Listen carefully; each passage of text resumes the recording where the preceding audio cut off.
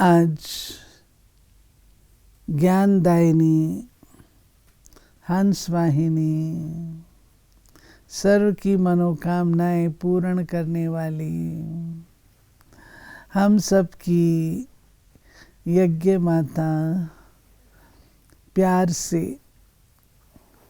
अपनी ज्ञान की झनकार से हम बच्चों का श्रृंगार करने वाली ऐसी मीठी मम्मा के आज 30 अगस्त 1959 के चले हुए मधुर महावाक्य सुनेंगे। मुरली का हेडिंग है 21 जन्मों की प्रारब्ध का आधार, इस अंतिम एक जन्म का पुरुषार्थ। गीत बजा है बचपन के दिन भुला न देना, आज हंसे कल रुला न देना। परमात्मा के साथ ये हमारे बचपन के दिन हैं जिसका ही गायन है। जीवन की छोटी आयु वो बचपन तो कॉमन बात है, महिमा तो कोई उत्तम चीज़ की गाई जाती है। जब परमात्मा प्रैक्टिकल में आते हैं तब हम उनके बच्चे जन्म सिद्ध अधिकार लेते हैं। इन बचपन के दिनों में ही देखो हम 21 जन्मों की कमाई कर लेते हैं। ऐसे बचपन के दिनों का गायन है जिस पर ही सारे चक्र का मदार है।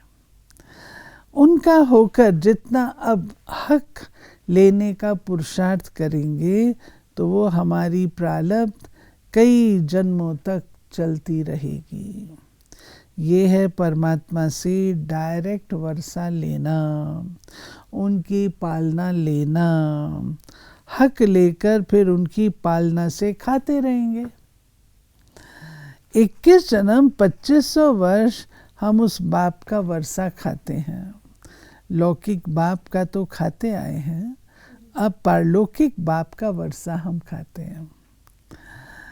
अभी के पुरुषार्थ से 21 जन्मों की प्रारब्ध बनती है।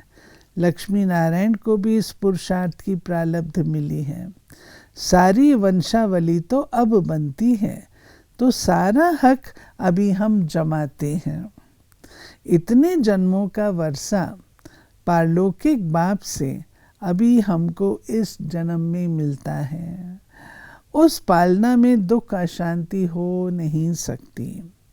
अभी तो कर्म बंधाए मानी के हिसाब से चलते हैं, फिर हम पारलौकिक बाप का खाते हैं। 21 जन्मों तक उनका वर्षा पाते हैं। ये है हमारा बचपन, ये है हमारा बचपन। अभी उनका बन हक लेने का दांव लगा रहे। ये है सबसे श्रेष्ठ प्रारब्ध। ऐसे बाप की गोद लेना ही श्रेष्ठ है, उनकी ही बलिहारी हैं। अभी ये बचपन उस बाप के साथ हम बिता रहे हैं। अभी उनका नहीं बनेंगे तो दाव लगेगा ही नहीं, उसकी ही बलिहारी है। इसके आधार पर हम अनेक जन्मों की प्रारब्ध बनाते हैं। वो है हमारा पारलौकिक बाप। ऐसे बाप की पालना भी तो ऊंची होगी ना, जिसमें कोई अप्राप्त वस्तु नहीं। तो इतना नशा रखना है, इतनी ऊंच प्राप्ति के लिए अपना दांव पूरा लगाते रहना, इसमें ही फायदा है। इस सारी रचना की नॉलेज को जानकर अभी समझ सकते हैं कि ज्ञान अथवा अज्ञान ये बातें ही इस समय की हैं, जबकि इस सारे खेल के अंत का समय है। परमात्मा द्वारा ही ये नॉलेज मिलती है, जिससे फिर नई दुनिया स्थापन होती है। नॉलेज देने का समय अंत का भी हो सकता है, क्योंकि सतयुग में भी देवताएं हैं। उस समय ज्ञान की आवश्यकता नहीं, पीछे तो दुनिया को पूरा नीचे आना ही है, तो ज्ञान की दरकार नहीं। मनुष्य आत्माएं जब अज्ञान में हो तब ज्ञान देने के लिए परमात्मा की आवश्यकता है। देवताओं के लिए कहते हैं वो इस धरनी पर पाँव ही नहीं रखते, तो फिर ज्ञान कैसे देंगे? हाँ, परमात्मा आते हैं, नॉलेजफुल भी वह है। कहते हैं जब जब धर्म ग्लानि होती है तब मैं आता हूँ। परमात्मा का कर्तव्य गाया हुआ है। देवताएं भी मनुष्य थे, वो इस पृथ्वी पर आकर ज्ञान नहीं देते हैं। तो हम जानते हैं एक ही समय पर परमात्मा आकर ज्ञान देते हैं।